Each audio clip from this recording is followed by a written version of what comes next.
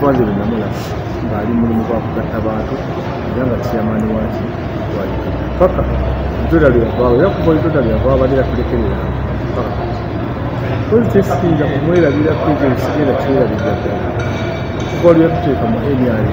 tuba nga tugiwa paka kati tuvudde atukkiriza temuvanga ku NRA mugibeereko paka fe twagyeyeta giwagire paka kubanga NRA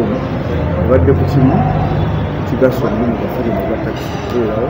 kubanga fe tukugenda tukukamula. Tusaaliddwa nnyo okuviibwako mukadde waffe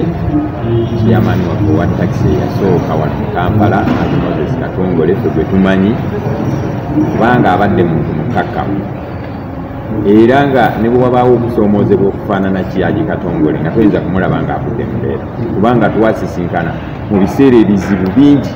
nga tutuula mu nkiiko naye nga tusobola kumulaba ng'afudde mu mbeera. So n'olwekyo ekyo kyakuyiga kinene nnyo eri ffe naddala abakyaliwo mu mulimu gwa takisi. Ku sisitimu z'omulimu gwa takisi obutuufu tuzirivayizinga nga bwe yali aziteeseteese omulimu gusobole okutambula. Envunza bweruma akagere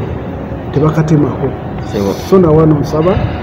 tuddemu tulivayizinge omulimu gwa takisi nga bwe yali aguteeseteese nga tetulirayinze nnyo ku misolo kuba ekyasinga okuleeta obuzibu abantu bonna kye baatunuulira n'ebitongole byonna byatunuulira nga revenue collection. Katongole ndi buli amaanyi lyazise mulimu gwa takisi ate era tusobola kuzaawo musajja ng'oyo kubanga abasajja abo ne takisi olwaleero okubonaabona kwaliko basajja abo kuvaawo era okugwa kwa Itoda kwaleeta eddibu ddene nnyo mulimu gwa takisi era Katongole alijjukirwa emyaka gyonna mu mulimu gwa takisi kubanga be basajja abaalungamya ebyentambula mu ggwanga lyonna. Yalina sisitimu ye ng'etambula nga ne bw'oba ogenzeewa omanya nti kati ono omusajja duleeva nga even if ne bw'wabanga nga tolina pamiti naye ng'oyambadde saati za Itoda ezo ezaabeerangako baaji nga kuliko ne sitayaringi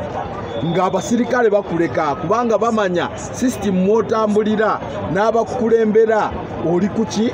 oli ku mulamwa. So tunaamusaalirwa nnyo era tusaba Allah amusonyiwe ebyo bye yasobyanga omuntu.